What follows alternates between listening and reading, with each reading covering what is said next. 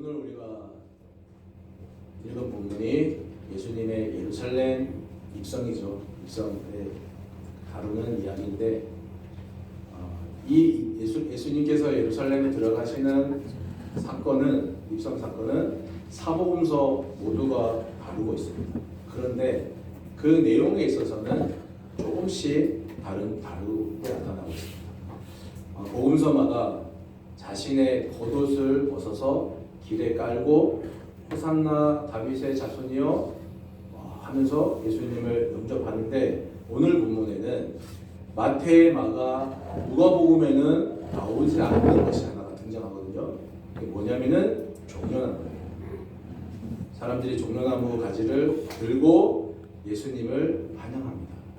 그래서 그런 의미로 우리가 오늘을 종려주일로 지키고 있습니다. 그런데 이렇게 사람들이 종려나무 가지를 들고 예수님을 환호하고 영접하고 하는 데는 이유가 있습니다. 그 이유가 어디냐면 17절, 18절을 보시면 이렇습니다. 예수께서 무덤에서 나사로를 불러내어 죽은 사람들 가운데서 살리실 때에 함께 있던 사람들이 일어난 그 일을 증언하였다.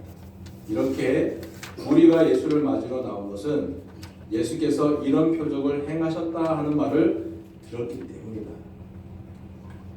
그래서 환호하는 겁니다. 마침 이 시기가 유대인들에게 있어서는 유대인 절기 중에 하나였는데 명절 기간이었죠. 그래서 그 명절을 지키기 위해서 온갖 흩어져 있던 사람들이 성전으로 다 모여들었습니다. 예루살렘으로 모여들어서 그 모여든 사람들이 예수님의 표적을 보고 동네방네 막 다니면서 증언했던 사람들의 소식을 들었고요. 그래서 하면서 예수님이 어떤 분인가를 보고 싶어 했습니다. 그래서 어떻게 되었느냐?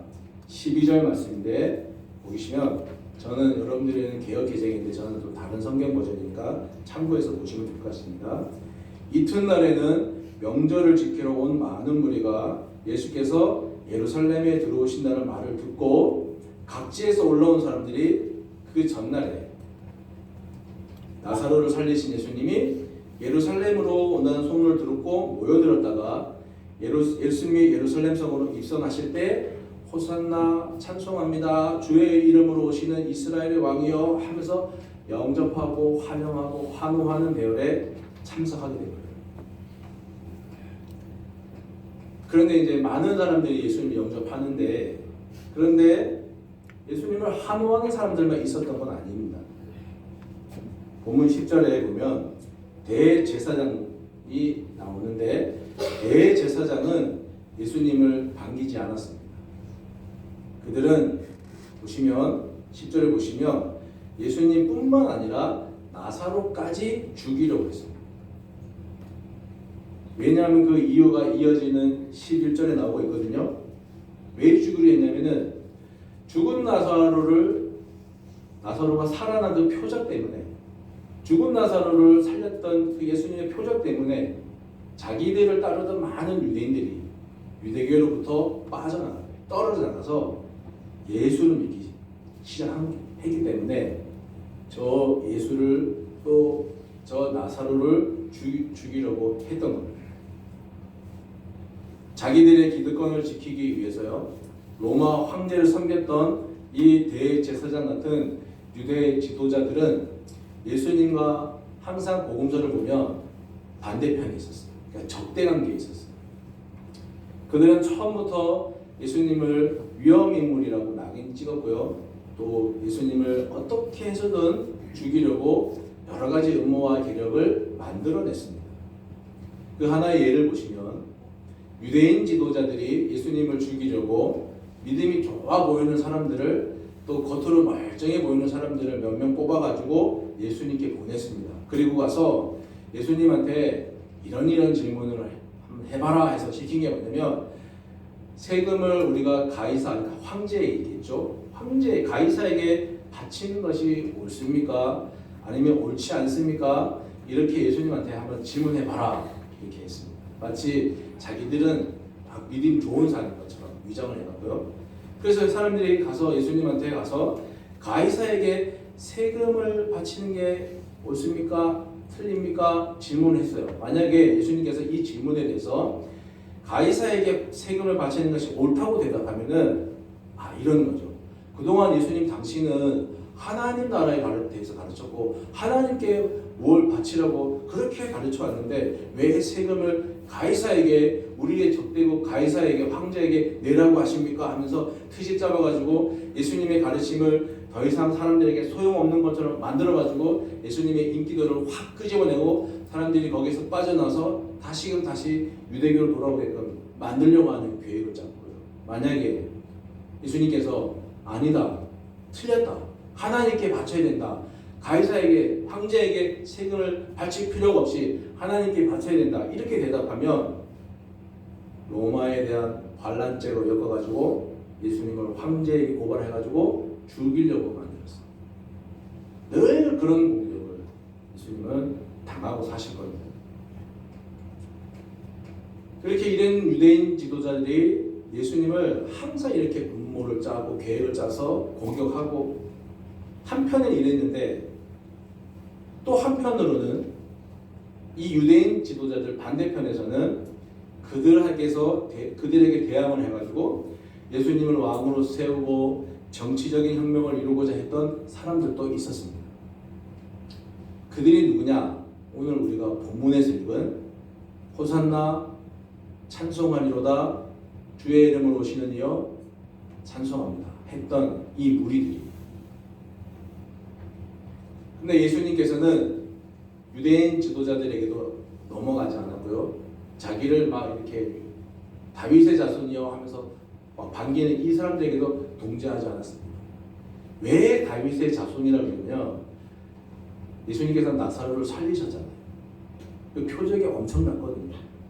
그러니까 이분은 뭔가 능력이 있는 거구나. 그러면 그 옛날 강력했던 다윗 시대처럼 이분이 뭔가를 힘을 사용해서 또 그런 시대를 만들 수 있겠구나 해서 다윗의 자손이라는 그런 의미를 담고, 그러니까 호산나 다윗의 자손이여 이 말은 순수한 의미가 아니라 뭡니까? 정치적인 의도가 깔린 말인 거죠. 근데 예수님께서는 두 부류에게 대응하지 않았습니다. 대꾸하지 않았어요. 예수님은 자기를 정치적인 왕으로 세우려고 하는 이 무리들에게 대해서 동조하는 대신에 뭘 했냐? 오늘 본문 보니까 어린 나귀를 타시는 거예요. 어린 나귀를 타셨어요. 마태복음, 마가복음, 누가복음에는 예수님께서 이 어린 나귀를 타시는 것에 대한 과정이 나옵니다. 예수님이 마을에 들어가 봐라. 아무도 타보지 않은 나귀 새끼가 있을 것인데 그걸 풀어갖고 끌고 오느라, 만약에 누군가가 왜 끌고 가냐 물으면은 주님께서 쓰시겠다 하라, 그리고 다시 돌려보내겠다 하라, 이러면 줄 것이다. 이런 과정들이 나오는데 요한복음에는 그게 없어요. 뭐냐면은 간단해요. 어린 나귀를 보고 타셨다. 짧게 나와요. 그게 왜 그렇게 짧게 나오냐면은 예수님이 어린 나귀를 타는 것이 초점이기 때문에. 그게 초점이에요. 그게 지금 자기를 정치적인 왕으로 세우려고 하는 사람들에 대해서 예수님께서 침묵으로 뭔가를 말씀하시는 거예요. 예수님은 이 어린 나귀를 타시는 것을 통해서 이스라엘의 진정한 왕은 정치적인 왕이나 힘을 가진 왕이 아니라 이미 오래전부터 스가랴 선지자에 의해서 예언된 것이 있다. 그 유대인들은 이미 구약을 다 배우고 있었거든요. 그러니까 우리는 이렇게 말을 해야 되지만 유대인들은 이미 어릴 때부터 구약을 다 배우고 있기 때문에 아는 거예요. 왜 어린 나귀를 타는지 사람들은 아는 거예요. 근데 그걸 깨닫지 못하는 거죠. 스가랴 9장 9절에 이런 말이 있습니다. 도성 시온아 크게 기뻐하라. 도성 예루살렘아 환성을 올려라. 내 왕이 내게로 오신다. 그는 공의로우신 왕, 구원을 베푸시는 이시다. 그는 온순하셔서 나귀 새끼인 어린 나귀를 타고 오신다. 그분이 오셔갖고 내가 에브라임에서 병거를 없애고 예루살렘에서 군마를 없애며 전쟁할 때에 쓰는 활도 꺾으려 한다. 그 왕은 이방 민족에게서 평화를 선포할 것이고 그의 다스림이 이 바다에서 저 바다까지 유프라데스 강에서 땅끝까지 이를 것이다. 여러분, 이게 오늘 우리가 성시교독을 했던 그 말씀이에요. 했던 말씀. 오늘 본문의 이 구약의 말씀을 예수님께서 인용하시면서 말씀하신 거예요. 말씀하신 게 아니죠. 어린 나귀를 타심을 통해서 이스라엘의 진정 왕은 힘을 가진 왕이 아니라 평화를 외치는 왕이다. 그걸 보여주시는 거예요. 나귀를 타시면서. 그러니까 예수님께서 나귀를 타신 이유는 그들의 야욕을 부정하는 거죠. 그들의 의도를 부인하는 거예요. 전쟁을 그치러 가시는 거예요. 내가 에브라임에서 병거를 없애고 마차 이런 것들을 없애고 예루살렘에서 군마를 없애고 전쟁에 사용되는 말을 없애고 전쟁에 쓰는 활도 거꾸로 한다. 그게 이미 오래전에 스가랴 선지자 시대 때 예언된 것이고, 이제 내가 그런 왕으로 왔는데 사람들은 그 예수님을 몰라봅니다. 또 자기들의 야욕을 채우려고 이분을 왕으로 세우고 정치적인 힘을 가진 왕으로 세우려 하는 거예요. 막강한 힘을 가진 로마에 대항하려고 여러 인물을 찾다가 죽은 나사로를 살리신 그 예수님의 표적을 보고서는 예수님을 삼으려고 했던 겁니다. 예수님이 그들을 안타까워하신 거죠. 이 예수님은 전쟁을 이기는 왕이 아니라, 그래서 왕이 되려고 했던 것이 아니라 전쟁을 그침으로 인해서 왕이 되시려고 하셨습니다. 그런데 우리들은 표적을 행하신 예수님이 죽은 자를 살리시는 그런 신통방통한 능력을 가진 예수님을 뭔가 하실 것 같아서 그를 다윗의 후손으로 막 칭송했고 로마에 대항하는 왕이 되어주기를 기대하였습니다. 근데 예수님은 무리들이 그런 기대를 하면 할수록 어떻게 하셨냐? 조용한 곳으로 피하셨습니다. 그리고 거기서 기도하시기를 자신의 역할을 다하기 위해서 기도하셨습니다. 하나님의 뜻을 이루는 고난의 종으로서의 자신의 역할을 다하고자 기도하신 거예요. 우리가 잘 아는 말씀 있잖아요. 아버지, 만일 아버지의 뜻이라면 이 잔을 내게서 거두어 주십시오. 그런데 내 뜻대로 되게 하지 마시고 아버지의 뜻대로 하십시오. 그런 기도를 하신 거예요. 오늘 본문의 말씀에 비유해 보자면 이런 말씀과 비슷하겠죠. 한 알의 밀이 땅에 떨어져 죽으면 많은 열매를 맺는 것.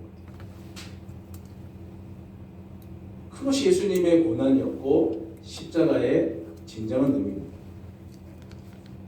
오늘 본문에 나오는 이 예수님의 예루살렘 입성은 이제까지는 예수님께서 무리들이 자기들을 오해할 때마다 피해 다니셨고 나귀를 타시는 것 그 속에 나는 고난받는 종이다 라는 사실을 그 모습을 감추셨던 것과는 다르게 이제 예수님께서는 예루살렘 입성을 하시면서 자신이 이제는 고난받는 종임을 드러내기 시작했습니다. 23절에 보시면 이제는 인자가 영광을 얻을 때가 왔다. 내가 이를 위하여 이때에 온 것이다 하시면서 더 이상 피하지 않으셨습니다.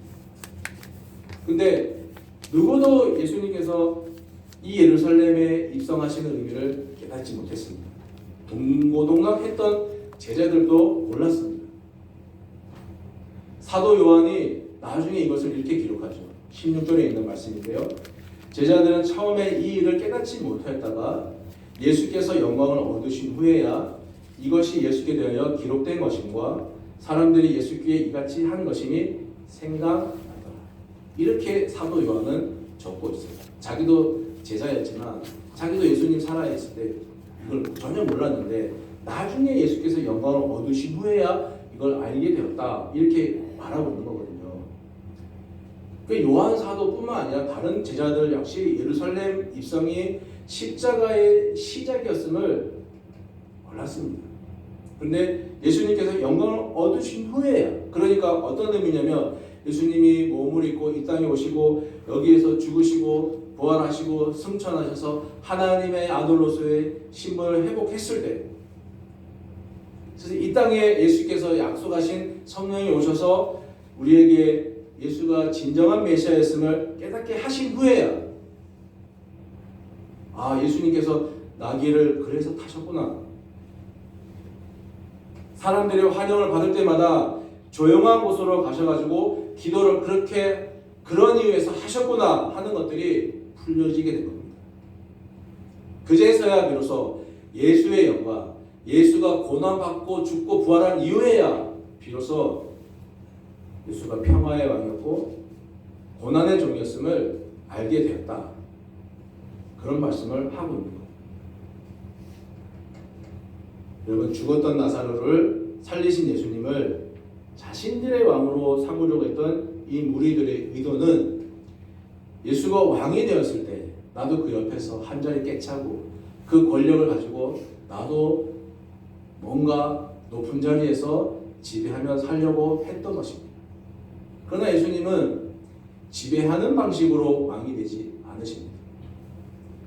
하나님의 나라는 뛰어남으로, 우리가 뭐 신앙이 뛰어나거나 믿음이 뛰어난다 해서 그렇게 해서 오시는 게 아니에요.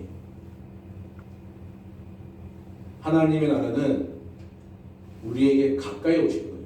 우리가 잡아당겨서 오는 게 아니라, 우리가 만들어가서 되는 게 아니라, 하나님의 나라는 하나님의 주권을 가지고 우리에게 다가오시는 거예요. 그래서 한자로 말하면 도래라고 합니다. 하나님의 나라는 우리에게 오는 거예요. 언제 오느냐? 우리가 고난의 종인 예수님처럼 낮아지고 엎드려지고 순종할 때, 교회와 성도의 삶 가운데 언제인지 모르지만 하나님의 나라가 가까이 오신다 하는 말씀입니다. 나사로 사건과, 여러분, 오늘 본문에 보면 요한복음 11장부터 죽은 나사로 이야기가 나오잖아요. 이 나사로 사건과 요한복음 12장에 나오는 예수님이 예루살렘 성에 들어가는 이 이야기 사이에 하나의 이야기가 나오고 있습니다. 그 이야기가 어떤 거냐면, 예수님의 발에 값비싼 향유를 쏟아붓는 마리아 이야기가 하나 뜬금없이 나옵니다. 그런데 무리들은 예수님을 자기들의 목적을 이루기 위해서 예수님을 왕으로 세우려고 했지만, 그것과 달리 이 향유를 붓는 마리아는 전혀 그 사람들하고는 다릅니다. 마리아는요, 예수님의 방법대로, 예수님의 뜻대로, 예수님의 뜻하신 나라를 세우시기를 어떻게 하느냐? 정치적인 목적을 가지고 접근하는 게 아니라 예수님 발 앞에 온전히 엎드려서 그 비싼 향유를 붓는 것으로 자신을 내어드리는 것으로 예수님 알아서 하십시오.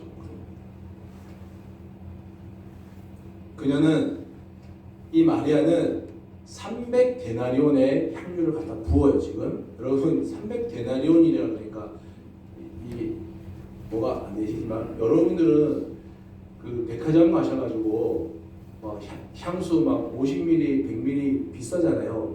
값어치 있는 것들은 50ml, 100ml는 뭐 내가 알기로는 비싼 거는 거의 30만 원인데, 그걸 사갖고 오다가 발을 헛디뎌가지고 하다가 땅에 떨어져서 깨졌습니다. 상상해 보십시오. 아깝습니까? 안 아깝습니까?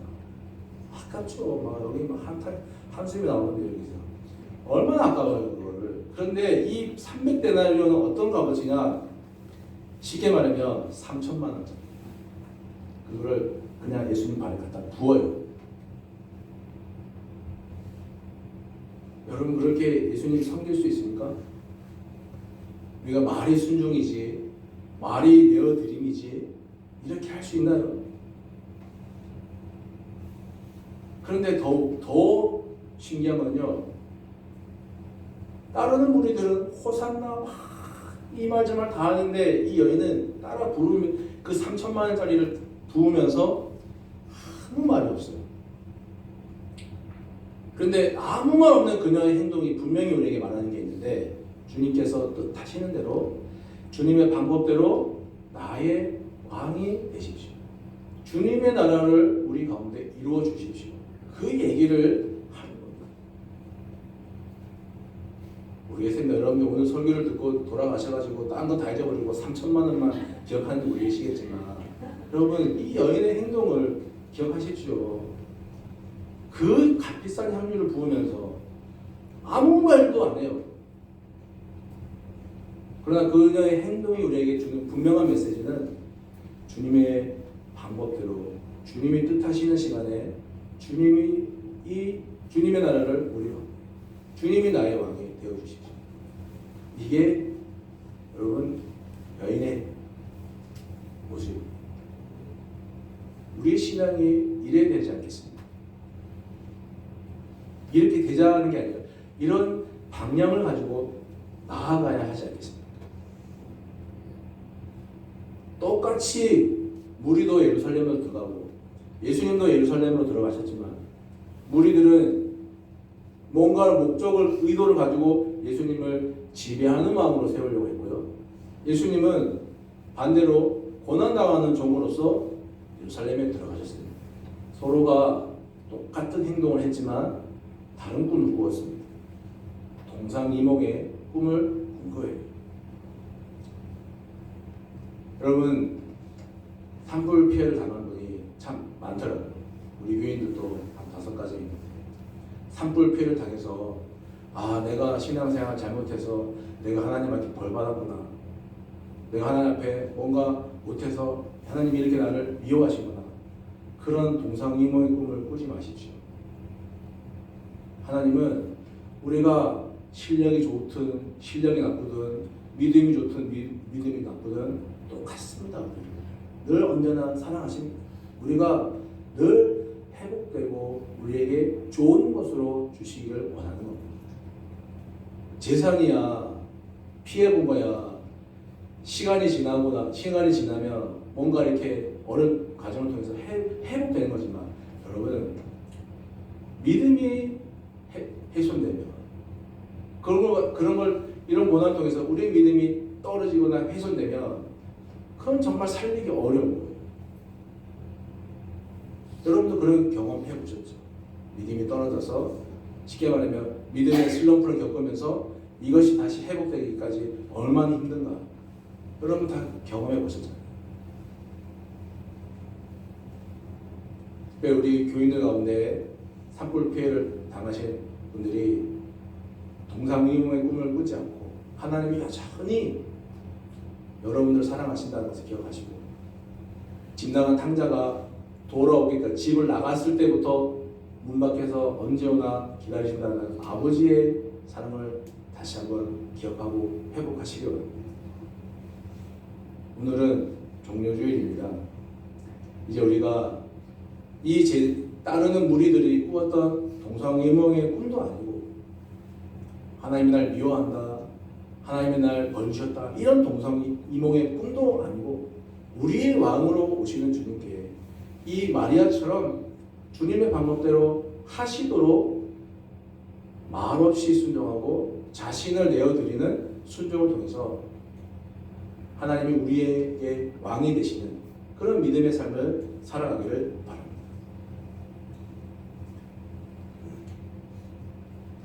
그래서 우리 교회가 바라는 것은 정말 하나님이 원하시는 교회, 하나님이 사랑하는 성도들로 가득한 교회가 되기를 원합니다.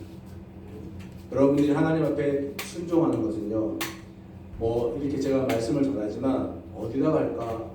그럼 어디에다 순종해야 될까? 보이지 않으시는 우리 가운데 우리 곁에 계시는 하나님에게도 순종해야 되지만 보이는 교회에도 여러분들이 순종하셔야 돼요. 보이는 목사에게도 여러분들이 목사를 도와주실 줄 알아야 돼요. 그게 보이지 않는 하나님과 보이는 사람에게 다 같이 할 때 교회가 정말 순종하는 교회가 되는 것입니다. 마음으로만 순종하고 실제로 행동으로는 순종하지 않는 것은 반쪽짜리인 겁니다. 우리가 보이지 않는 하나님에게도 이 여인처럼 순종하고 보이는 사람에게도 순종할 줄 아는 그런 감독 가족들이 되시기를 간절히 바라겠습니다.